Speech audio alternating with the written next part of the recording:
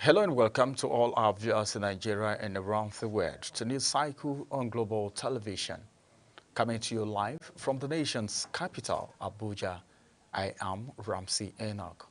A quick reminder that Global Television is on DSTV channel 365 and Star Times 276.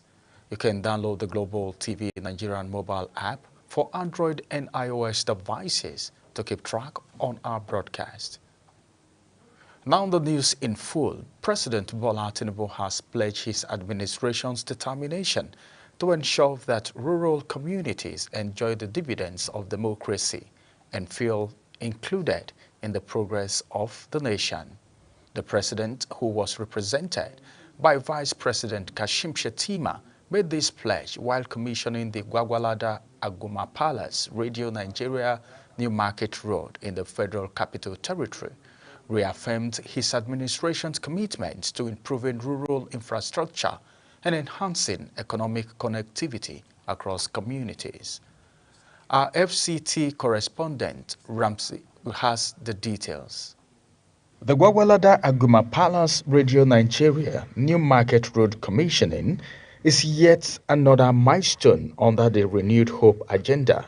While speaking at the commissioning, President Bola Tinubu was represented by Vice President Kashim Shettima, emphasized that the links Aguma Palace through Radio Nigeria to New Market Road is expected to ease movement, promote local commerce, and improve security in the area. This is renewed hope poured into concrete and paved across kilometers. Distinguished ladies and gentlemen, our vision for Abuja is not limited to its glittering center. We are equally committed to its outskirts, to its margins, to its hidden corners where dreams often struggle to breathe. Kashim Shettima, Vice President, Federal Republic of Nigeria. While addressing the mammoth crowd, the FCT Minister Nyesom Wike noted that the Gwagwalada Aguma Palace Road was selected based on the input of residents who identify it as a critical link for farmers, traders, and commuters. Your Excellency, I don't want to talk much, but to thank you for your continual support.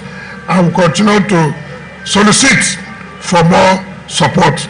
With the commissioning, President Tinubu's administration has demonstrated that governance is about practical solutions. Ramsey Enoch Agbo reporting for Global TV News. The Federal High Court in Abuja has ruled that the Nigerian Senate acted beyond its powers by suspending Senator Natasha Akpoti-Odoahen for 6 months, ordering her immediate recall to the Red Chamber. Justice Binta Nyako, who delivered the judgment, described the duration of the suspension as excessive and without a clear legal foundation. According to the court, both Chapter 8 of the Senate Standing Orders and Section 14 of the Legislative Houses Powers and Privileges Act, which the upper chamber relied upon, do not stipulate a maximum suspension period. As such, they were deemed overreaching in this case. A federal high court in Abuja has upheld the Senate's authority to discipline any member for unethical behavior. The court also imposed a fine of 5 million naira payable to the federal government and ordered Natasha to publish a public apology in 2 national newspapers and on her Facebook page within 7 days. Uye Agbomofuegbe has. We'll bring you that detail in our subsequent bulletin. Now to the next story, where the Federal Capital Territory Minister Nyesom Wike says peace has finally returned to Rivers State, noting that he owes no one an explanation on terms of the truce reached with suspended Governor Siminalaya Fubara. Speaking during a media chat in Abuja, Wike said certain individuals have exploited the Rivers State political crisis for selfish gain, treating it like a personal oil well from which they draw illicit benefits. The development came as the Rivers Elders and Leaders Forum called on President Bola Tinubu to lift what they describe as a de facto state of emergency in the state, urging the full restoration of democratic institutions. The Independent National Electoral Commission, that is INEC, has appealed to the associations seeking to register as political parties to maintain consistency of their proposed leadership and not cause a delay in the consideration of their applications.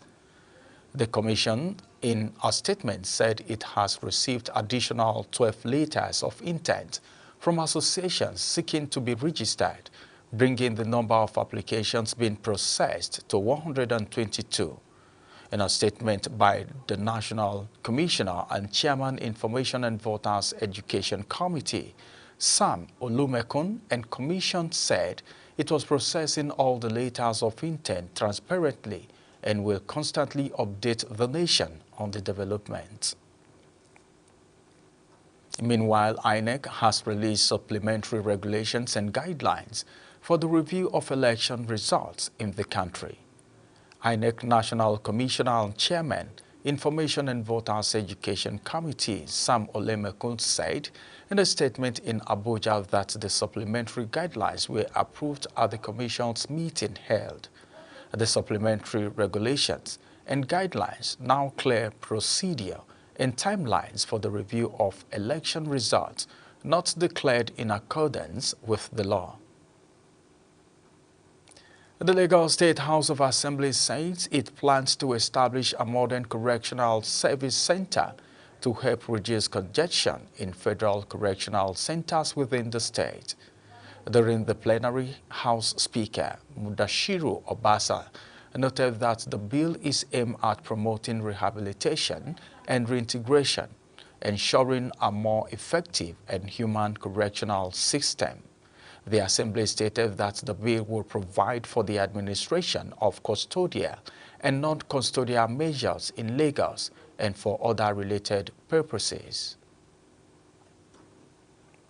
The Federal Capital Territory Police Command said it has arrested 82 suspects who are involved in various heinous crimes. The FCT Commissioner of Police, Ajao Adewale, made this known while addressing journalists in Abuja. Kikelomo Okere has the details. The Federal Capital Territory Commissioner of Police, Ajao Adewale, says the command conducted a thorough crime mapping, identified crime hotspots, and implemented an action plan which led to a total of 49 cases. Not only that, this individual has equally embarked on the electrification of a road or a bypass where I've been having challenges of attempts by these kidnappers to pick people. To my mind, patriotism is not only about lousy and disruptive condemnation. It's about the thinking of what you can do differently to better the lot of a society. We want to advise members of the public. We should be security conscious in anything we do, at any point, wherever we are. He says these achievements underscores the command's commitment and effort in the proactive fight and intelligence-led strategies against criminality with the nation's capital and its environs. It therefore assures residents of the Federal Capital Territory to sustain the peace being enjoyed in the FCT. Kikelomo Okere, Global Television News. The University of Jos branch of the Academic Staff Union of Universities has directed its members to proceed on strike due to the non-payment of June 2025 salaries. The chairman of the union, Jube Molwus, in the state institution, gave the directive in a statement he circulated to members of the union.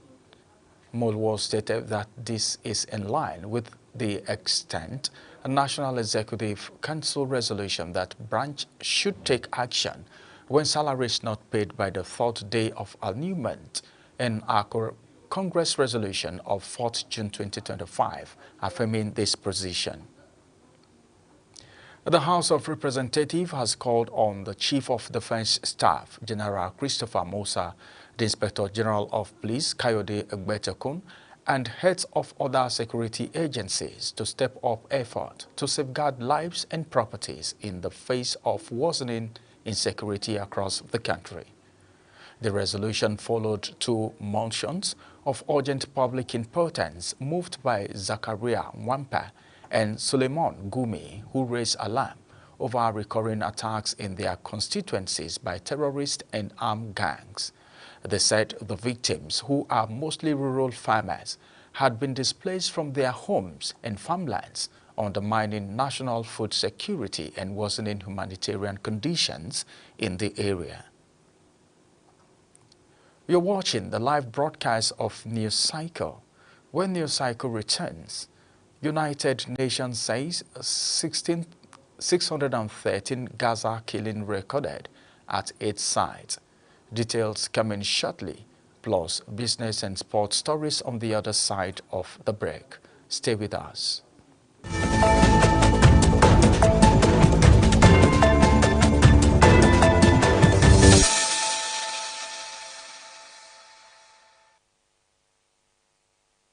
Now let's take you to the world of business, where the federal government has fixed July 23 and 24, 2025 for a national stakeholders forum to address mounting concerns over petrol pricing and supply dynamics in the downstream sector, amid growing agitation by independent marketers for price regulation.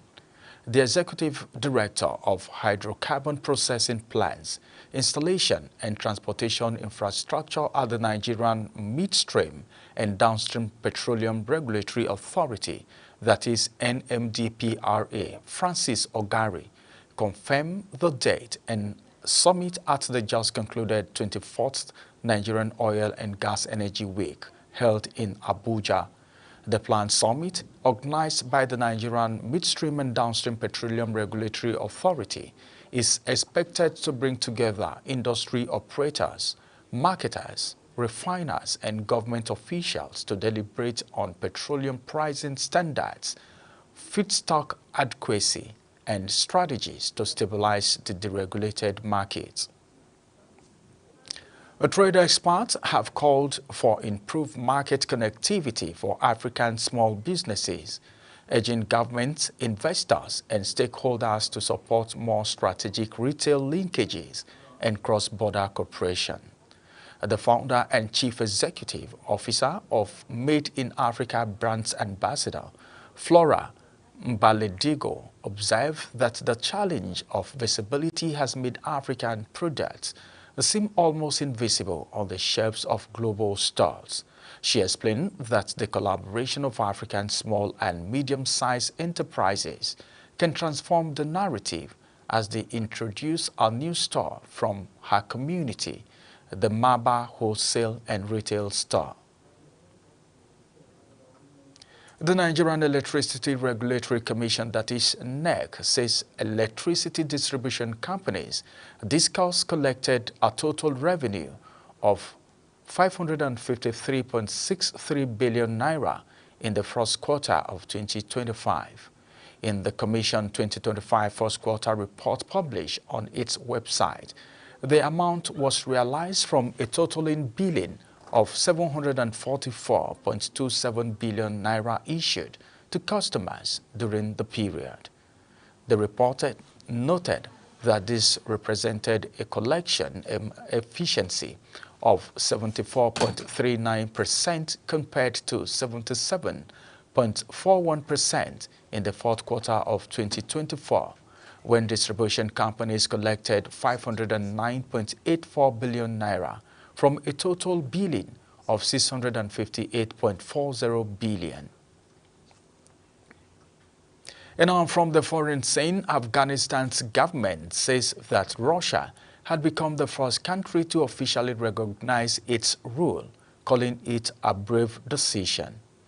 The announcement was made after Afghanistan's Foreign Minister, Amir Khan Muttaqi, met with Russia's ambassador to Afghanistan, Dmitry Zimov, in Kabul. The Taliban swept back to power in 2021 after ousting the foreign-backed government and having imposed an austere version of Islamic law. Russian President Vladimir Putin has told his United States counterpart Donald Trump that Moscow will not give up on its goal of eliminating the root causes of the war in Ukraine.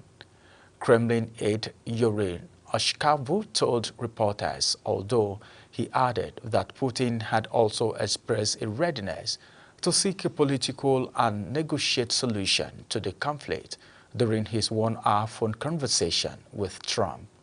Trump said after the call that he made no progress with Putin on moving towards a ceasefire, adding that he has what it takes, but was not happy about war in Ukraine.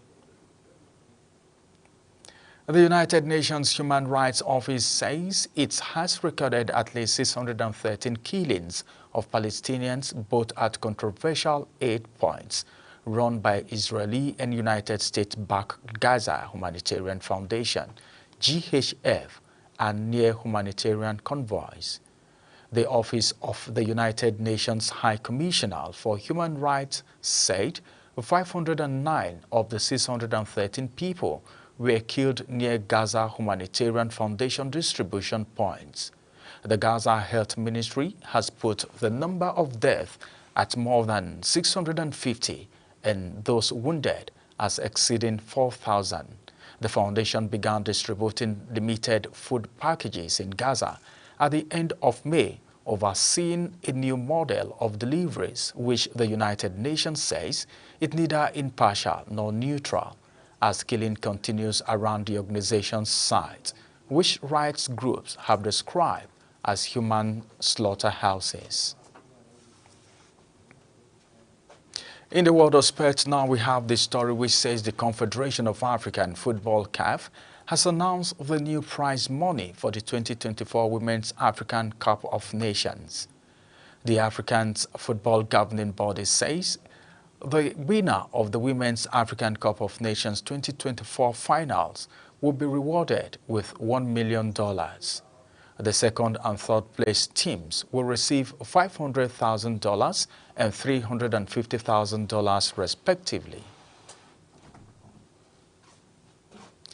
The Athletes Federation of Nigeria says it's taking steps to address growing concern around athletes' welfare, following reports that sprint sensation Favour Ofili has switched allegiance to Turkey. The Federation President, Tonbok Okowa, admitted that although the Federation has not received any official communication from the athlete or world athletes confirming the move, the situation has prompted urgent reflection within Nigerian athletes. Okowa insists the wider lesson is the need for Nigeria to improve its approach to athlete management and investment. And that's it on Global TV News Cycle. A quick reminder that Global TV is on DSTV channel 365 and Star Times channel 276. Kindly follow us across all social media platforms now showing on your screen using @GlobalTVNG. You can download the Global TV Nigerian app for Android and iOS devices to keep track of our broadcast. I am Ramsey Enoch Agbo. Thank you for watching.